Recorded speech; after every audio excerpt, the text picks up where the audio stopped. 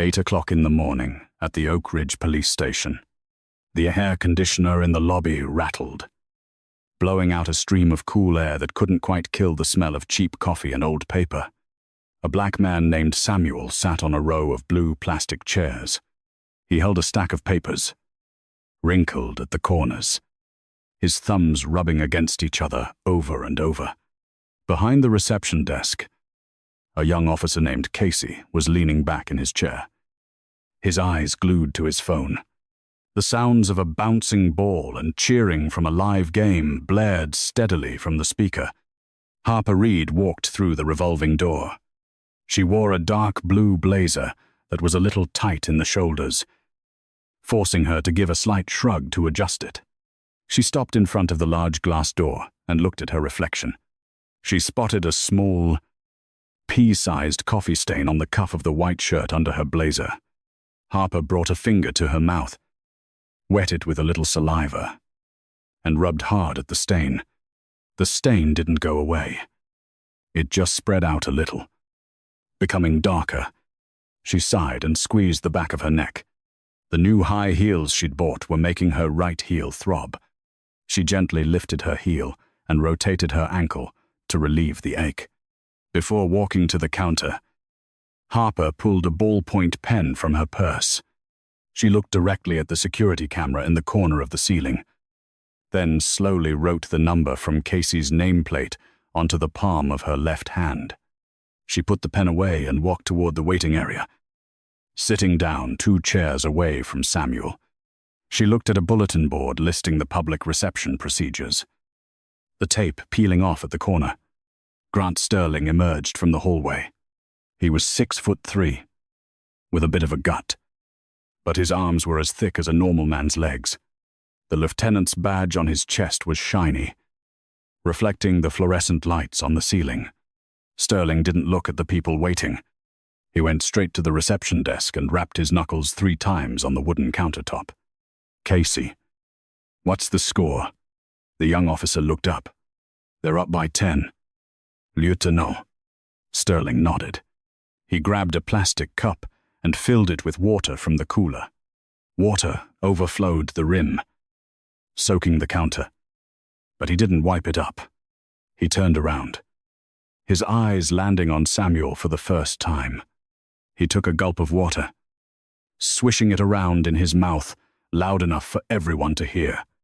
Samuel stood up, his voice trembling. "Sir, I've been waiting since 7:30. I need to file a report about the..." Sterling held up his left hand, palm facing Samuel. "Sit down. It's not your turn." "But sir, I took the morning off work too." Sterling slammed the plastic cup down on the counter. Water splashed onto his shirt.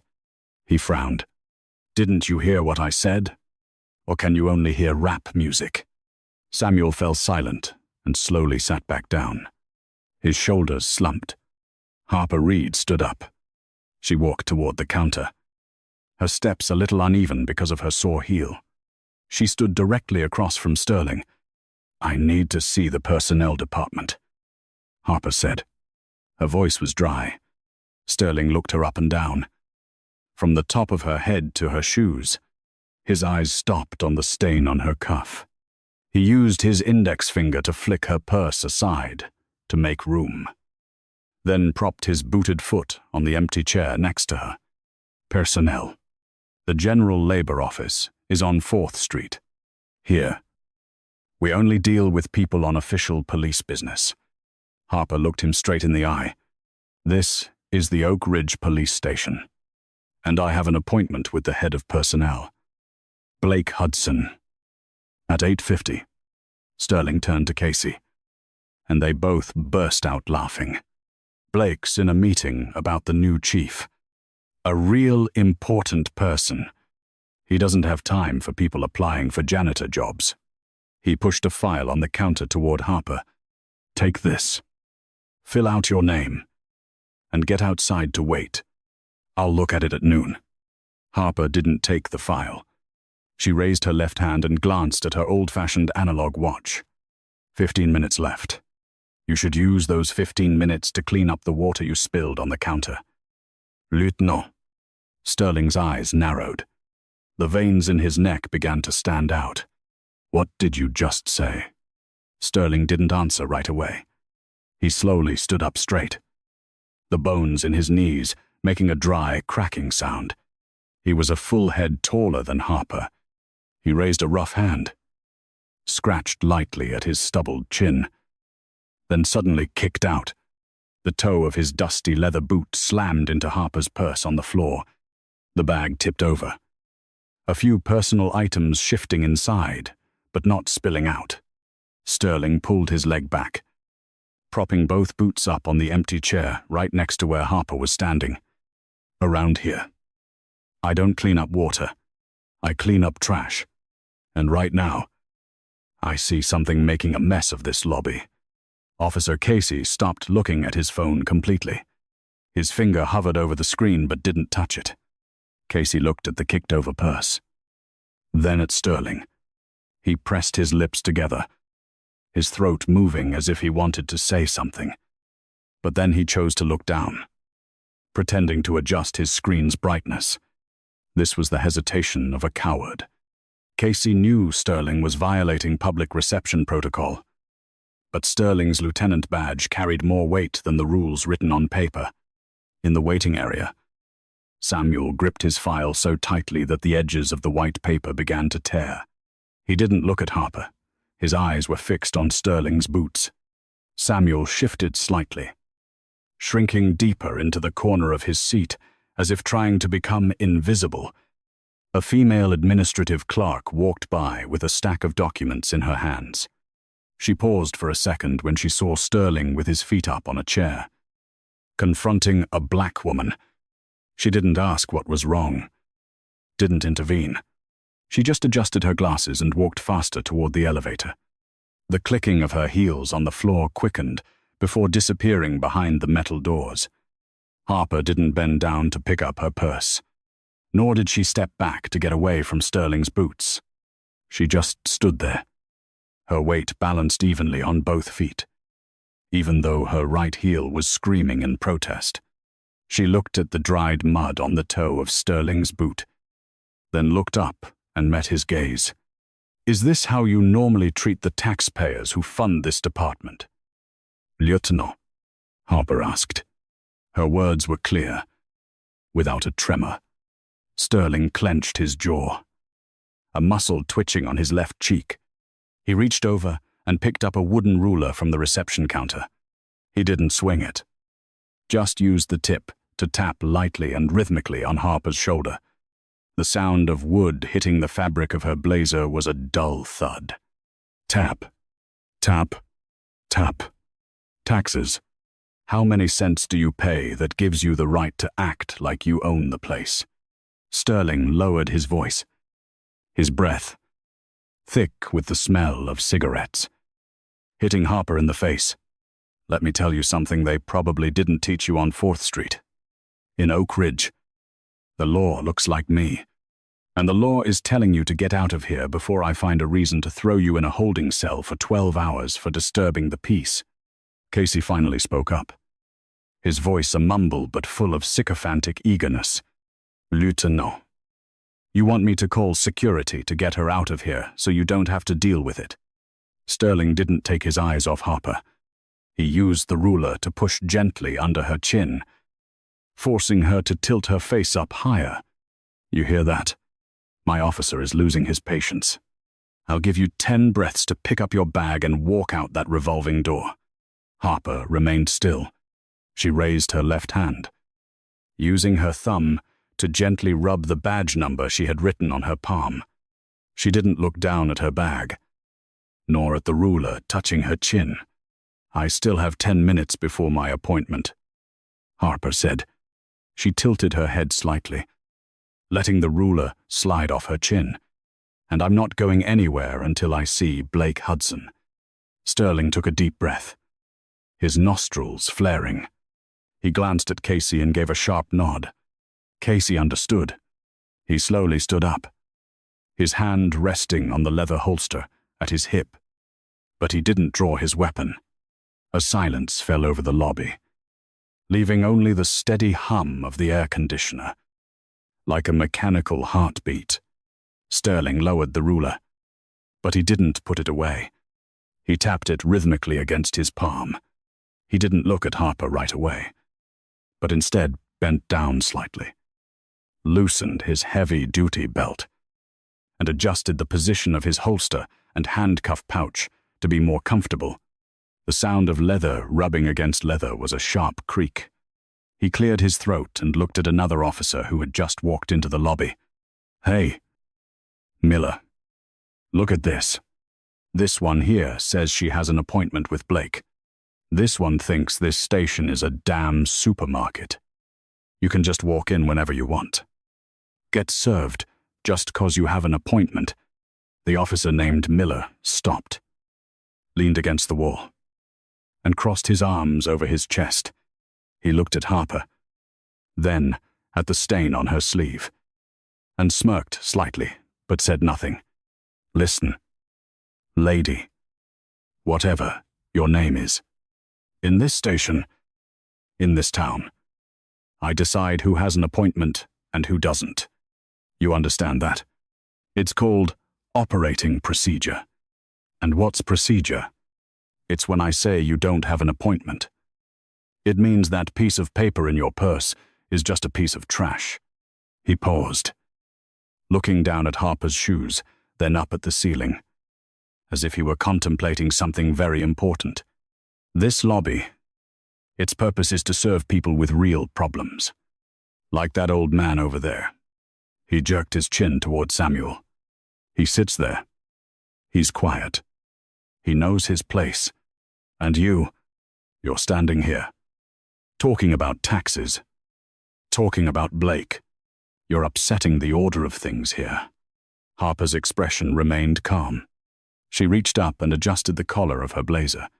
"I'm not upsetting anything. I'm requesting a valid administrative procedure. If Blake Hudson is in a meeting, I will wait, but I need to be signed into the visitor log." Sterling let out a harsh, gravelly laugh. He turned to Casey behind the counter. "Casey, where's our visitor log?" "Oh, that's right. The visitor log is broken today. Isn't it? Or did it run out of pages?"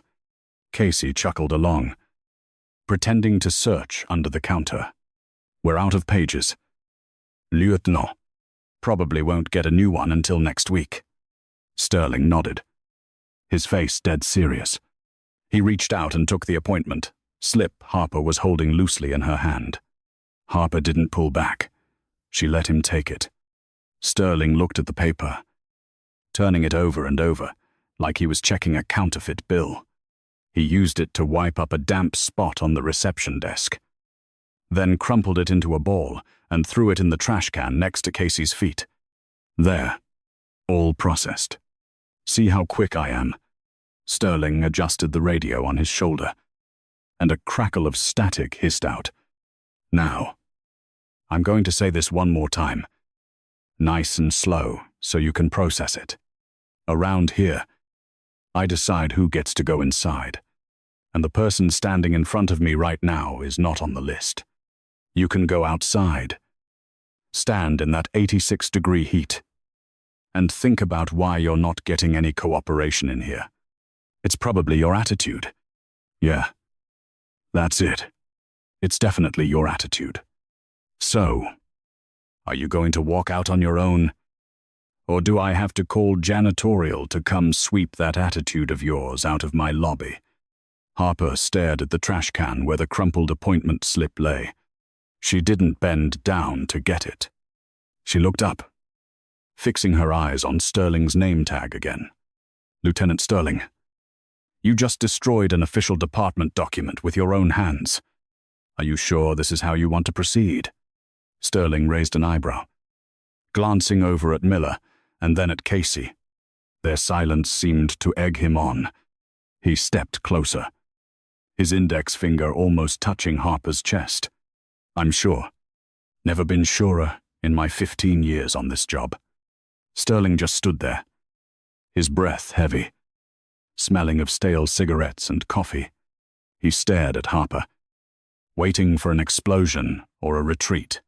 But Harper just stood still. She looked down at the trash can, where the appointment slip sat among used plastic cup lids and dirty napkins.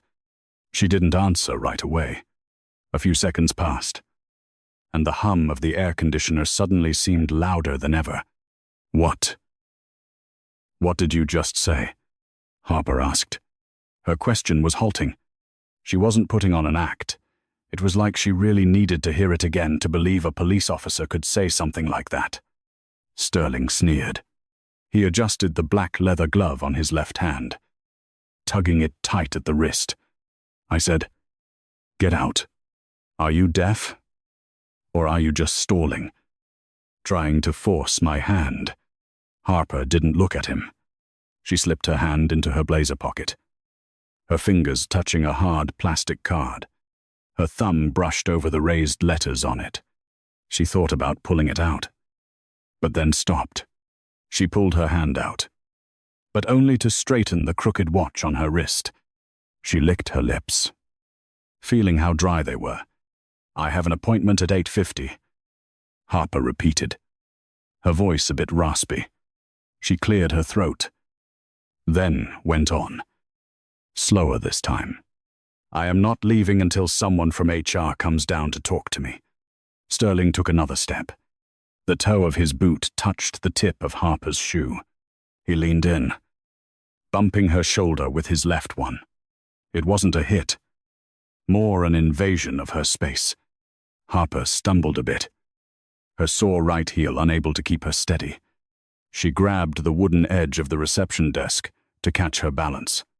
"Hey, you're obstructing an officer," Sterling said, his voice threatening. He turned to Miller, who was leaning against the wall. "Miller, you see this? She's invading our workspace. I ordered her to leave, and she's grabbing the desk." Miller didn't answer. He just shrugged, his eyes on the lobby window. Casey was busy typing something, the steady clack of his keyboard filling the tension. Harper straightened up. She reached into her purse, searching for something. She took out a tissue and slowly wiped the sweat from her left palm, where she had written down Casey's badge number. She crumpled the tissue, started to throw it in the trash, but then just clenched it in her fist. "Sterling," Harper said, dropping his title. "You're taking this too far. All you have to do is pick up the phone and call Blake Hudson. It would take all of 30 seconds. Sterling laughed, a harsh sound this time. He reached out, grabbing Harper's bicep. He wasn't squeezing hard, but it was firm enough to keep her from turning. "There's no Sterling here for you to address so casually. To you, I am Lieutenant, and to me, you're a public nuisance." He started pulling Harper toward the revolving door. Harper didn't fight back by swinging her arms. She just dug in her heels, using her body weight to slow him down. "Let go of me," she said, her voice low and tight. "You have no right to touch me when I haven't broken any laws." Sterling didn't stop. He dragged her past Samuel, who quickly pulled his legs back and stared at the floor. Sterling jutted out his chin. "I have the right to keep the peace in here, and if you won't leave on your own, I'll throw you out." He shoved Harper toward the glass door. Her back hit the cold glass.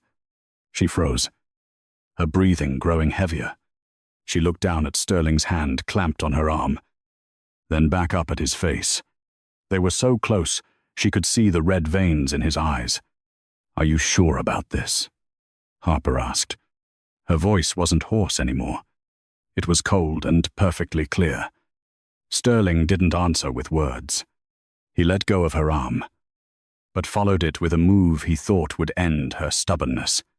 He drew back his hand, ready to give her a hard shove on the shoulder and send her through the door.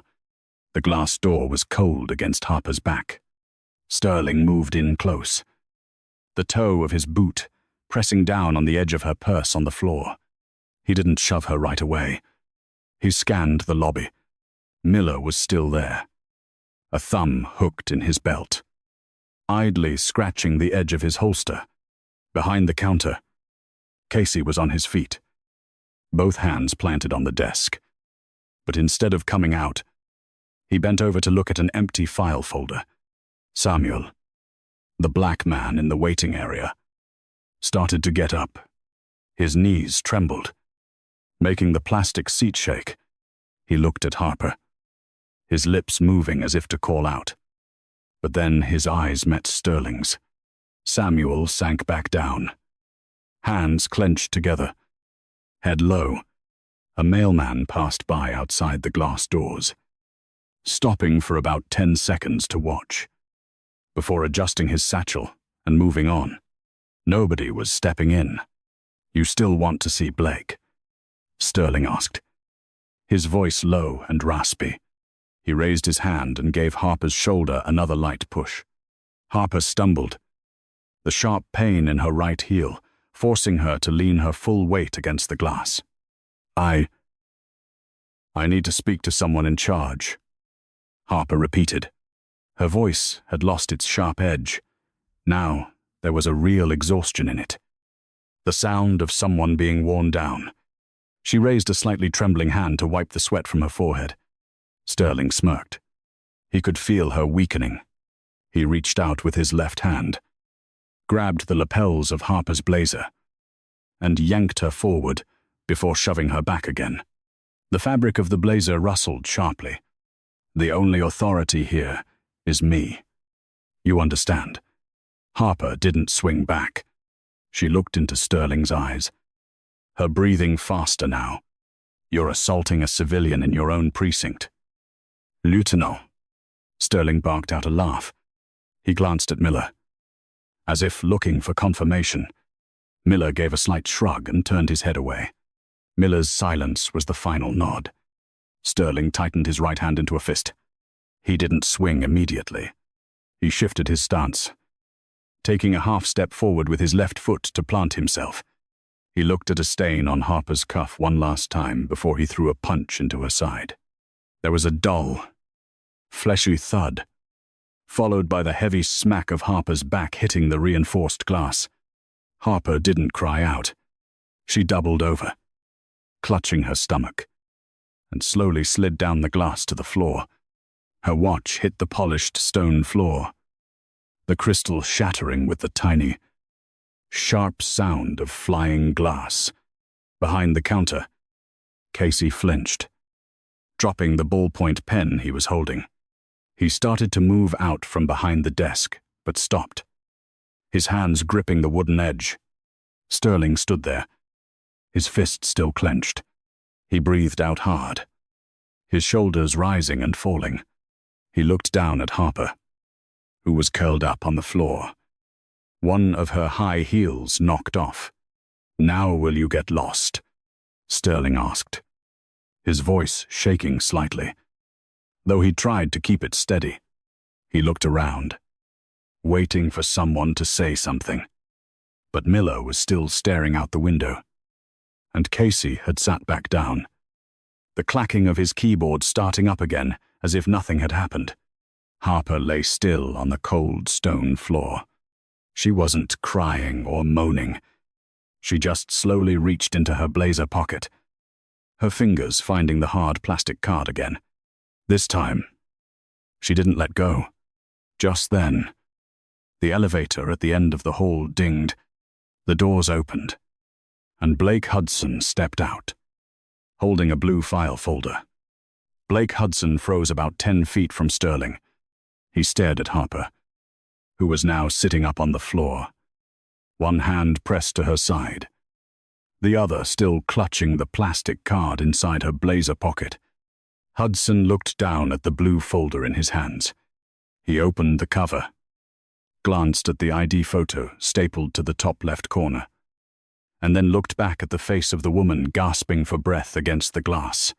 He didn't say anything at first. Hudson reached up to adjust the knot of his tie, but his fingers were shaking slightly, which only made the tie more crooked. He cleared his throat. The sound was small and thick. "Sterling," Hudson said, his voice thin and higher than usual. "What? What did you just do?" Sterling stood straight, his right fist slowly unclenching. But not completely. He looked from Hudson back down to Harper. She was causing a scene. Blake. No appointment. Demanding access. Wouldn't let go of the counter. I followed basic procedure for removal. Hudson didn't look at Sterling anymore. He started toward Harper, but stopped after 2 steps. His eyes went from the coffee stain on Harper's cuff to the shattered watch on the floor. Hudson bent down, picked up the watch, and turned it over and over in his hand for a long moment before placing it back down on the polished stone floor exactly where he'd found it. "Protocol. Standard protocol," Hudson repeated. He turned to Casey behind the counter. Casey was frantically typing. The clacking of the keys was too fast. With no rhythm, Casey was trying to delete a data entry, but his finger hit the caps lock key by mistake, filling the screen with meaningless capital letters. Casey. "Log it." "Log a disturbance," Sterling ordered, his voice taking on an unnecessary urgency. "Write it down exactly like I said before. Just write it." Casey looked at Sterling, then at Hudson, and finally at the flickering computer screen. I'm logging it, but this machine, it's acting up." Harper Reed spoke for the first time. She didn't get up right away. She leaned her back against the glass, looking straight at Hudson. "You're Blake Hudson." "Right." Hudson swallowed, his Adam's apple bobbing. He gave a slow nod. "Yes." "Yes." "Chief Reed." The title Chief landed in the lobby like a thunderclap. Sterling's eyebrows shot up. His lip twitched. He glanced over at Miller, who was leaning against the wall. Miller wasn't leaning anymore. He stood up straight, his hands hanging loose at his sides, his eyes glued to the plastic card Harper had just pulled from her blazer pocket. It was a dark bronze badge, engraved with the state seal and the words, "Chief of Police." "What did you say?" Sterling asked again, his voice much quieter now. He looked at the card, then at Harper's one missing shoe. He reached up to adjust his duty belt again. A useless, unconscious gesture. Harper didn't look at Sterling. She looked at Casey. "You heard that? Enter my correct name into the system.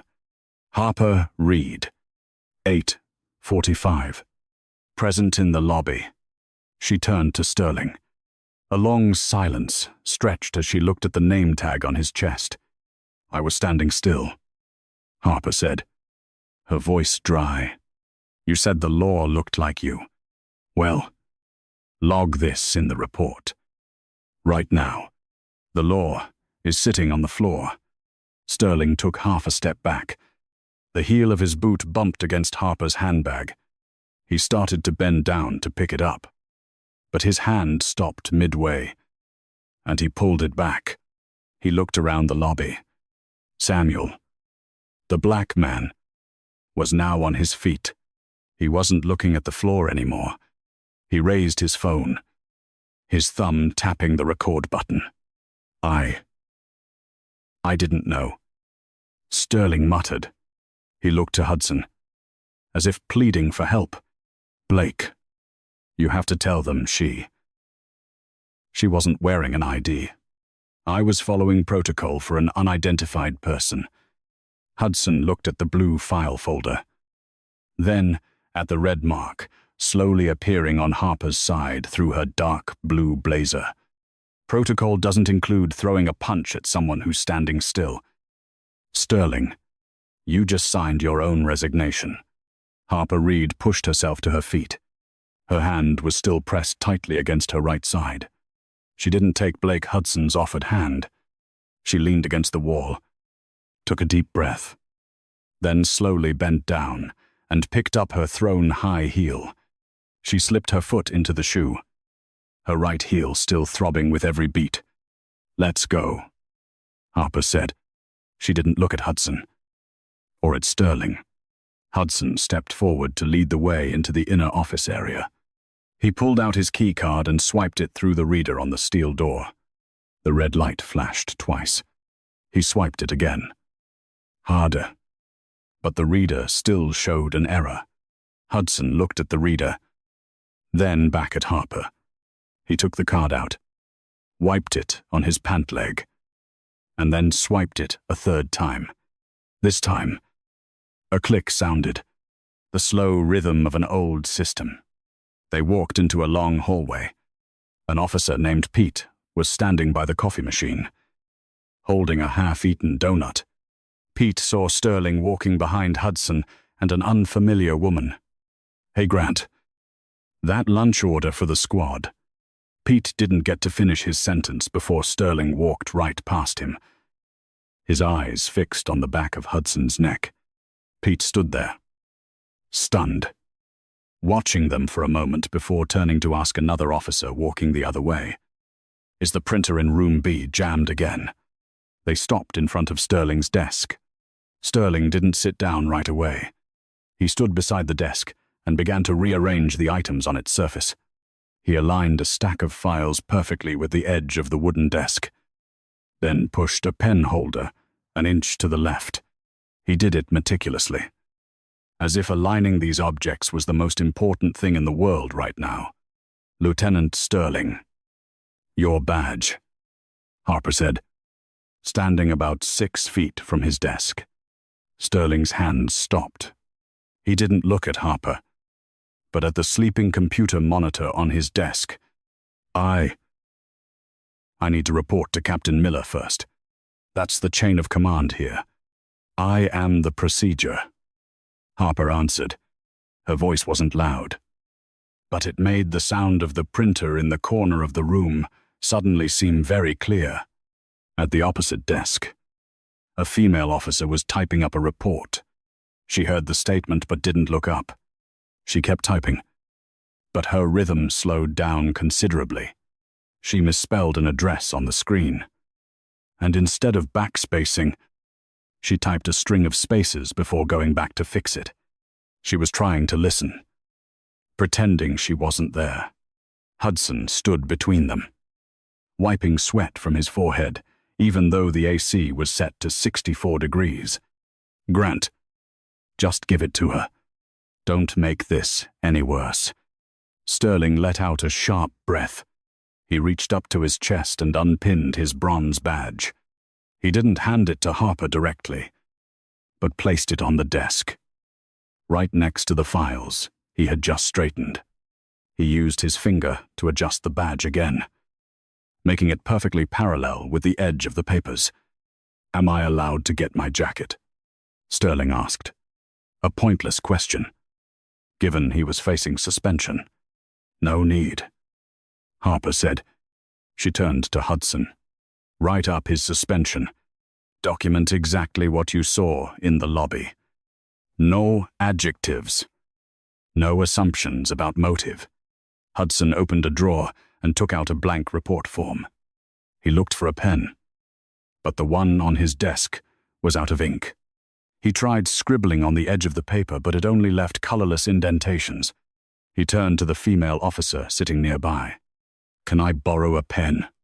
The officer handed Hudson a pen, but her eyes stayed on her computer screen. "That one's almost out of ink," she said, a comment completely unrelated to the tense situation. Harper watched the mess, the slowness, all the unnecessary movements. She understood this was how the system tried to protect its own, with indifference. She walked over to Sterling's desk and picked up the badge. "You listen to me, Sterling," Harper said, looking straight into his averted eyes. "You're not going anywhere. You will sit in this very chair until Internal Affairs arrives.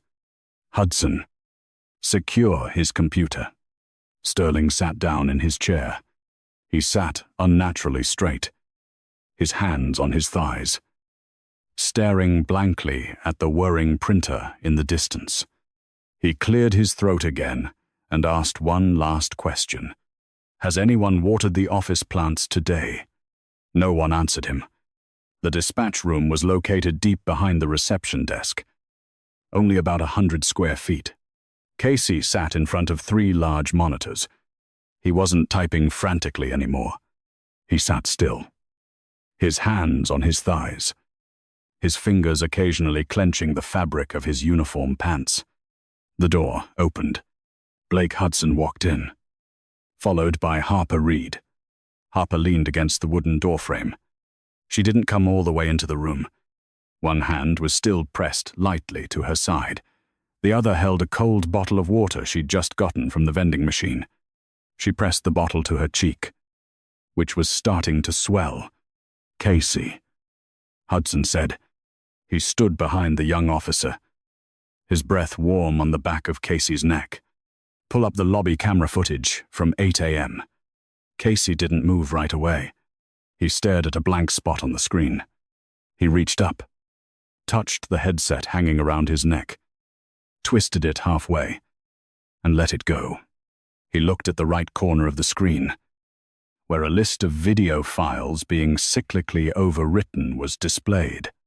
Sterling was sitting at his desk out in the main office. Through the slightly ajar door, Casey could see Sterling looking toward the control room. Sterling didn't say anything, but he reached up and slowly adjusted his duty belt, his eyes never leaving Casey. It was an old signal, the signal for a cleanup. Something Casey had done a few times before. Casey swallowed. The dry sound was loud in the small room.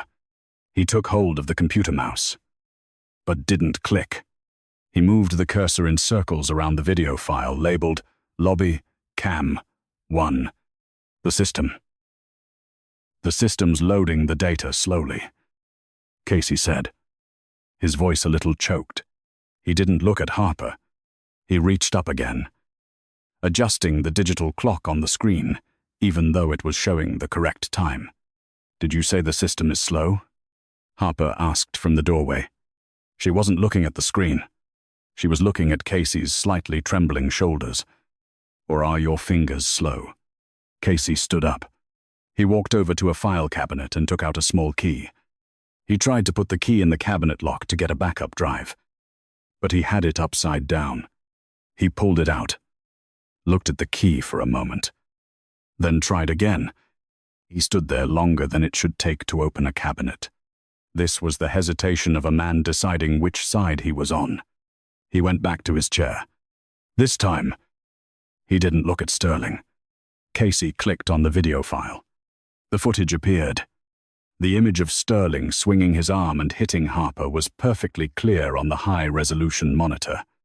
Outside, through the crack in the door, Sterling saw the image and turned away, squeezing his forehead hard with his hand.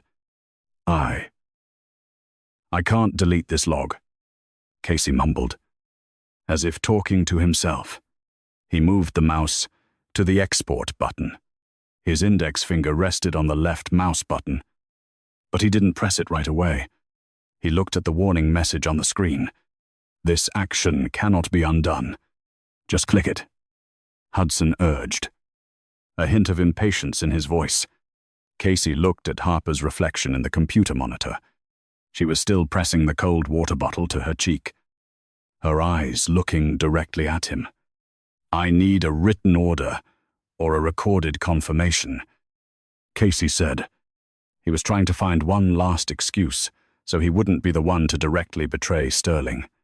"I'm standing right here," Harper said, taking a step into the room.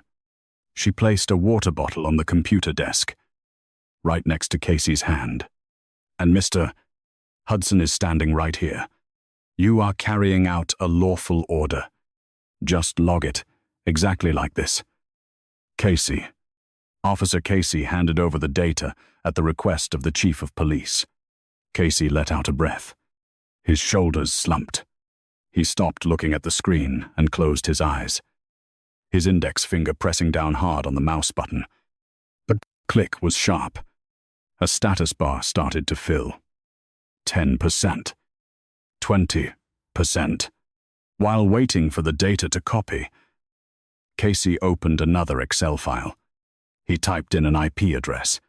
He looked at the address for a moment, then turned to Harper. "There's a recording from Lieutenant Sterling's radio at 8:15. He manually muted his mic, but the backup system still caught a snippet. He didn't say what was on it. He just opened the file, ready for Harper to listen. Casey didn't smile, nor did he look apologetic. He just sat there, lining up the paper clips on his desk into a perfectly straight row, waiting for the data to finish transferring so he could get out of this room. "Thanks, Casey," Harper said. She picked up her water bottle. Casey didn't reply. He just asked in a very low voice, Do I have to sign a witness statement?" "Yes," Harper answered, "but not right now." The status bar showed 100%. Casey pulled out the USB drive, but he didn't hand it to Hudson. He placed it on the desk, right where Harper's water bottle had left a ring of condensation. He took a paper towel and carefully wiped the water ring dry before sliding the USB drive toward Harper. Harper Reed took the USB drive from Casey's trembling hand. She didn't look at it, just clutched it tight in her right palm, where the bruise on her side was still sending out dull pulses of pain. She walked out of the server room and headed toward Sterling's desk. Sterling was sitting there. He wasn't looking at Harper. He was using his index finger to repeatedly tap the Enter key on his keyboard. On his computer screen, a gray dialog box appeared with bold text. "Access denied. Account has been suspended." He deleted the password and typed it again. Slower this time. His fingers hammered down on the mechanical keys with loud clacks. "The network's acting up again," Sterling said. He said it loudly, as if he were announcing it to the whole office. "Hudson, call the tech department. I can't get into the 12-hour duty roster." Blake Hudson stood 10 feet away, holding a white file folder. He didn't call the tech department. He looked at the wall clock. Then over at Harper. The roster was updated 5 minutes ago. "Grant, your name's not on it anymore." Sterling stopped typing. He didn't look at Hudson. He raised a hand and scratched hard at the back of his neck, where sweat was matting down his short hair. He stood up and walked toward the glass assignment board in the middle of the room. Another young officer was using a rag to wipe off the words, "Sterling." 12-hour shift. That officer didn't look at Sterling, just focused on erasing every trace of the black marker. "Hey, I've still got the patrol on 4th Street, Sterling said, walking closer to the glass board. "Who gave the order to take my name off?" The young officer stopped, squeezing the rag in his hand. He didn't answer right away. He glanced at Miller, then down at the floor. "Order from HR. I'm just following the update on the system." Harper walked closer. She set her half-empty water bottle on Sterling's desk, right on top of a report he hadn't signed yet. "Car keys for 14. Radio number 06. Key card for the west parking lot. Put them on the desk." Sterling turned around, his hands on his hips. His elbows jutted out, but his shoulders were slightly slumped. He glanced at the water bottle, then at Harper's outstretched hand. "I need to turn in my patrol log first. That's department protocol. You can't just take my keys like that. You're not authorized to write in the logbook anymore," Harper said. Her voice was dry, as steady as the printer running in the corner of the room. "I already told you what to do. Keys, radio, card." Sterling stood still. He started talking more. The sentences fragmented and repetitive. "I've worked here for 15 years. I know this precinct better than anyone. Hudson, tell her. This is just a misunderstanding. Right. She wasn't wearing a tag. I was following civilian intake procedure. There were 3 witnesses right there. Casey. Miller, who was still leaning against a file cabinet, just lowered his head and stared at the tips of his shoes. He didn't say a word. The silence stretched on, broken only by the second hand of the wall clock, ticking from one notch to the next. Sterling let out a long breath, the smell of cigarette smoke mingling with the air. He reached into his pants pocket and pulled out a set of keys attached to a red plastic tag. He didn't hand them to Harper. He dropped the keys onto the wooden desk. The sound of metal hitting the surface was harsh. Next came the black radio and the key card, which was cracked in one corner. There. It's done, Sterling said, his voice a note higher than usual. Now I'm going to get my jacket and go home. I'll be back tomorrow with my lawyer. You're not going home, Harper said, picking up the keys. She didn't look at them, but stared straight into Sterling's eyes. You're going with Mr. Hudson to interrogation room number 2. There's an assault and battery report you need to acknowledge. Sterling looked at Hudson. Hudson didn't nod, and he didn't shake his head. He just stood there, holding the white folder, and stepped to the side to clear a path. Sterling walked past Harper. As he passed, he looked like he was about to stop and say something else. But Harper didn't turn her head. He froze for a second, then continued walking toward the interrogation rooms. His footsteps sounded heavy and alone on the polished stone floor. At the dispatch desk, Officer Casey typed one final command. He hit the delete key. A small beep came from the server. Grant Sterling's login profile was officially changed to archived. Terminated. 4 p.m. Grant Sterling walked out of interrogation room number 2. He wasn't in handcuffs, but his arms hung limply at his sides. Every so often, he'd raise a hand to touch the empty spot on his uniform shirt where his brass badge used to be. He walked toward his personal locker. Sterling fumbled with the combination lock. He entered a wrong number, and the error beeps echoed in the empty hallway. He stood still for a moment, looking at the metal locker.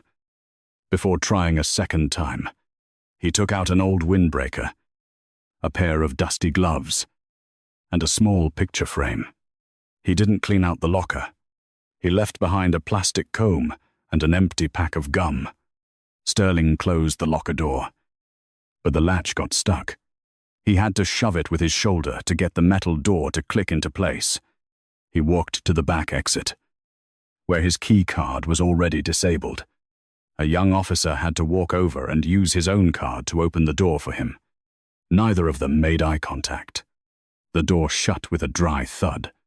On the honor board in the main lobby, a logistics officer was using a screwdriver to remove the 2 screws from Sterling's brass nameplate.